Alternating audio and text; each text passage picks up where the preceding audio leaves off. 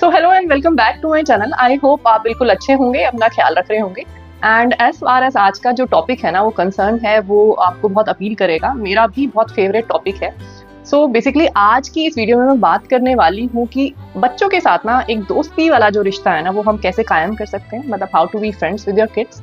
और देखने को मिलता है कि आजकल बहुत तरह का ना रिफ्ट देखने को मिलता है पेरेंट्स और बच्चों के बीच में। गलती किसी की भी नहीं होती है। बेसिकली कुछ चीज़ें हैं ना, अगर हम वो थोड़ा सा अगर समझ लेना, तो आई फील दैट ये जो रिश्ता है ना, ये बहुत ही खूबसूरत सा, बहुत ही अच्छा सा बन जाएगा। एंड मुझे हमेशा से ऐसा लगता है कि ये बहुत ही ज़रूरी है, एक पेरेंट और एक बच्चे के बीच में एक बहुत ही अच्छा सा, बहुत ही दोस्ती वाला ना रिश्ता होना, जहाँ पे कोई डर ना हो, कोई झिझक ना हो। तो वो चीज़ बहुत ही ज़रूरी मुझे हमेशा से लगती है।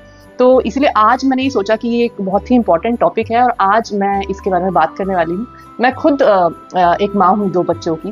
तो मैंने हमेशा जो चीज़ें अपनी ज़िंदगी में कभी महसूस की थी ना, जो कमियाँ महसूस की थी, वो मैंने हमेशा ये कोशिश की है कि अपने बच्चों के साथ वो चीज़ें मैं हमेशा कर पाऊँ जो एट टाइम्स मुझे फील हुआ कि मेरे साथ जो नहीं हो पाई। बहुत ही छोटी छोटी सी चीज़ें हैं, बिल्कुल कोई रॉकेट साइंस नहीं है। जो सबसे पहली चीज़ है ना, जो मुझे हमेशा से फील होती है कि जो एक पेरेंट और एक बच्चे के बीच में होनी चाहिए ना, वो है दोस्ती। मतलब एक फ्रेंडशिप का रिश्ता अगर पेरेंट और बच्चों के बीच में बन जाता है, तो नथिंग लाइक इट। आपके बच्चे को आपके पास आने में, आपसे अपनी बातें शेयर करने में बिल्कुल भी झिझक महसूस नहीं होनी चाहिए। और अगर यहाँ पे कुछ लोगों को ऐसा लगेगा कि अगर हम बच्चों के साथ दोस्त बन जाएंगे ना, तो वो हमसे डरना छोड़ देंगे। डर के वैसे भी कभी कुछ होता नहीं। अगर आपका जो रिश्ता है ना, उसमें डर है, तो कहीं ना कहीं एक पर्टिकुलर लेवल पे जो दूरियां हैं ना, वो बनी रहेंगी आपके रिश्ते में। और जितनी दूरियां अब रहेंगी, उतना जो है ना रिश्ता आपका वीक, मुझे लगता है कि वीक होगा वो रिश्ता। चाहे कोई भी रिश्ता हो, पर स्पेसिफिकली बिकॉज आज हम बात कर रहे हैं बच्चों के बारे में। तो अगर बच्चों के साथ आप एक दोस्त का रिश्ता बना लेंगे, तो क्या होगा ना, उससे बहुत ही सारे आपको एडवांटेजेस देखने को मिलेंगे। जैसे कि बच्चा आपके सामने कोई भी गलती कर देगा, तो बच्चा झिझकेगा नहीं, बच्चा डरेगा नहीं आपके सामने वो चीज़ को बताने में। और उससे क्या होगा ना, कि अगर वो चीज़ किसी और के सामने आएगी और फिर दूसरा इंसान उसको किसी बैड इन्फ्लुएंस में ले सकता है, या फिर किसी गलत तरीके से एडवाइस कर सकता है, तो उस चीज़ों से ना बच्चे को आप बचा सकते हो। क्योंकि हमारे बच्चे के लिए क्या बेस्ट है, ये तो हम ही जानते हैं। तो इसीलिए जब आप दोस्ती का रिश्ता अपने बच्चों के साथ बना लेंगे ना, तो वो कभी भी डरेगा नहीं। और कुछ भी गलती अगर उससे हो जाएगी ना, तो उसको पता है कि हाँ भाई ठीक है, मुझे पता है कि मुझे मॉम या डैड के पास जाके ये चीज़ बता देनी है। और देन थोड़ी बहुत आपको जो भी कुछ थोड़ा गुस्सा आ सकता है, थोड़ी सी कुछ चीज़ें आप बोल सकते हो, but at a very certain level. तो उससे क्या होगा कि बच्चा आपसे कभी भी कुछ भी छुपाना बंद कर देगा।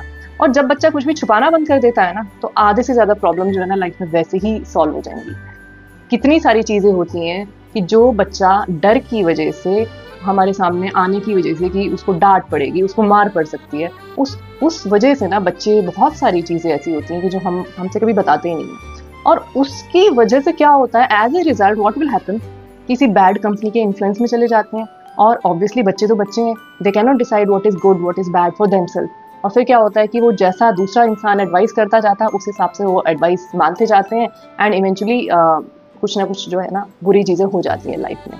सो पहली चीज़ जिस पे आपको फोकस करना है, कि जब भी आपका बच्चा आपके सामने आके कोई भी चीज़ ऐसी बता रहा है, आपके मन की बात बता रहा है, तो प्लीज़ वहाँ पे उसको ना ब्रेक ना लगाओ, उसको गुस्सा ना करो। तब आप उसकी चीज़ को ना सुन लो आराम से, और उसके बाद गलती की है, प्यार से गलती बता दो।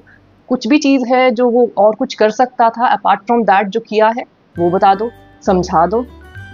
इवेंचुअली हमारा फ़र्ज़ तो यही है ना, कि हमें एक ठीक रास्ता दिखाना है बच्चे को, ठीक है ना। तो आप वो चीज़ को बहुत ही आराम से, प्यार से उस चीज़ को डील करो। और उसके बाद देखना कि एक बच्चे के अंदर एक ऐसा कॉन्फिडेंस आ जाएगा ना, कि हाँ भाई ठीक है, कोई प्रॉब्लम नहीं है मेरे पास।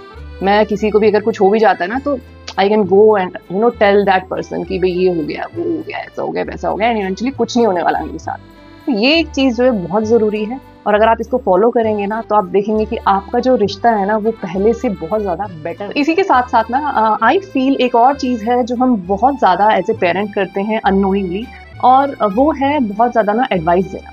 तो एट टाइम्स क्या होता है कि हम बहुत ही इस हैबिट में आ जाते हैं कि हम एडवाइस बहुत ज़्यादा करते रहते हैं, कि हम बच्चे को बोलेंगे ऐसे कर लो, वैसे कर लो, ये मत करो, वो मत करो, ये ठीक नहीं है, वो ठीक नहीं है, ऐसा करोगे तो तुम्हारे साथ ये हो जाएगा, ऐसा करोगे तो वैसा हो जाएगा। बिकॉज हम सोचते हैं कि हम एज में उनसे बड़े हैं, हम लाइफ के एक्सपीरियंस से उनसे बड़े हैं, तो हमें लगता है कि हमारा राइट है कि हम उनसे इस तरह के एडवाइस हम उनको करते रहें। बट होता क्या है कि जब हम रिपीटेडली बहुत सारी चीज़ें उनको बोलते जाते हैं ना, कि चाहे वो किसी चीज़ से भी रिलेटेड हो, तो एट टाइम्स बच्चे जो है ना वो उस चीज़ पे ध्यान देना तो बंद कर देते हैं और वो इरिटेट होना शुरू हो जाते हैं। सो एक जो हैबिट है ना हमारी कि बार बार हम कॉन्टिन्यूसली बोलते रहना किसी भी चीज़ के बारे में, तो मुझे लगता है कि वो उनके सिर्फ कानों के ऊपर पड़ रही होती है, पर कहीं ना कहीं उनके माइंड के अंदर नहीं जा रही होती है। तो अब इसका सॉल्यूशन ऑब्वियसली, जैसे कि मैंने आपको पहले बोला, कि अगर हम उनके साथ एक दोस्ती का रिश्ता कायम कर लेते हैं और हम एक अच्छे दोस्त उनके अगर बन पाते हैं, तो इवेंचुअली पता क्या होगा, वो हमें उनको एडवाइस करने की ज़रूरत पड़ेगी ही नहीं। उनको पता है कि हाँ, हम एक इंसान के पास जा सकते हैं, अगर हमें कभी भी कुछ भी समझ नहीं आ रहा, कुछ एडवाइस चाहिए, तो हमें एडवाइस नहीं देके ना वो खुद हमारे पास आएंगे हमारे से एडवाइस मांगने, क्योंकि एक ट्रस्ट एक डेवलप हो जाएगा आपके लिए उनके मन में। तो क्या होगा ना कि आपको एडवाइस देने की जरूरत नहीं पड़ेगी, वो खुद ब खुद आपके पास आएंगे कि मैं यहाँ पे फंस गया हूँ, मुझे क्या करना चाहिए, या फिर ये चीज़ है, इसमें मुझे कैसे सॉर्ट आउट करनी चाहिए, इस चीज़ को मुझे कैसे सॉर्ट आउट करना चाहिए। तो इस तरह की जो भी उनकी लाइफ में डेली बनाने जो प्रॉब्लम आएंगी ना, उस चीज़ को लेके वो खुद ब खुद आपके पास आएंगे और आपको कुछ भी एडवाइस उनको करने की ज़रूरत नहीं पड़ेगी। आपको खुद जो है ना अपनी मेंटल पीस वो आपके पास ही रहेगी, वो भी आपको ना खोनी नहीं पड़ेगी बार बार बोल के, कि जो कि हम नॉर्मली। अच्छा, अगर ये जो मैंने आपको बताया ना कि हमें एक बहुत ही अच्छा सा बॉन्ड बच्चे के साथ डेवलप करना है, एक बहुत अच्छा दोस्ती का रिश्ता बच्चे के साथ डेवलप करना है, तो उसके लिए एक प्री रिक्विजिट है, और वो प्री रिक्विजिट है कि हमें ना अपना कुछ टाइम जो है वो बच्चों के साथ स्पेंड करना होगा। आजकल एक्चुअली प्रॉब्लम क्या हो गई है कि दोनों पेरेंट्स ज़्यादातर वर्किंग है, और उसकी वजह से क्या होता है ना कि टाइम की बहुत ज़्यादा ना किल्लत महसूस होती है। हम टाइम देते हैं, पर हम टाइम किस तरीके से देते हैं, 5 मिनट यहाँ से उठा के दे दिए, 5 मिनट वहाँ से उठा के दे दिए, बट और वो जो 5-5 मिनट करके हम टाइम देते हैं ना, वो टाइम बेसिकली काउंट होता नहीं है। तो आप अगर एक डेजिग्नेटेड टाइम बच्चे के साथ स्पेंड करेंगे ना, चाहे वो आधा घंटा ही हो, बट वो एट ए स्ट्रेच होना चाहिए। मतलब कि एक स्ट्रेच में आप आधा घंटा फ़ोन को साइड में रखिए, कोई टीवी, कोई आईपैड, नथिंग, एंड उस आधे घंटे में बच्चे के साथ ना 1-on-1 बात कीजिए कि उसका स्कूल कैसा गया, उसका दिन कैसा गया, क्या चीज़ें हुई, किन चीज़ों का उसको सामना करना पड़ा, कहाँ पे प्रॉब्लम आई।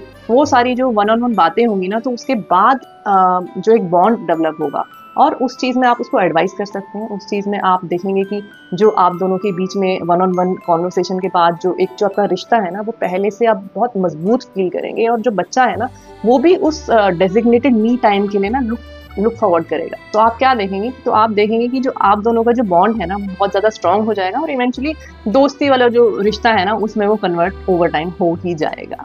सो नेक्स्ट चीज़ जो है ना वो ये है कि जब भी आपकी छुट्टी है या बच्चे की छुट्टी है, उस टाइम में उसको एक्सपोज कराइए पॉजिटिव चीज़ों की। और पॉजिटिव चीज़ों से मेरा मतलब है कि ये देखिए, मॉल्स और ये जो सिटी लाइफ है, ये तो जो है हम बहुत यूज टू हो चुके हैं। इससे मुझे पर्सनली ऐसा फील होता है कि बच्चे की मेंटल डेवलपमेंट एज सच नहीं होती है।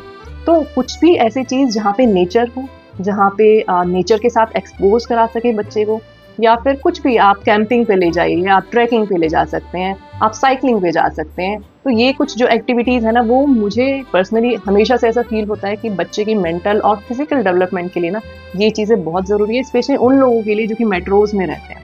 तो बच्चे का एक्सपोज होना नेचर के साथ बहुत ज़्यादा ज़रूरी है।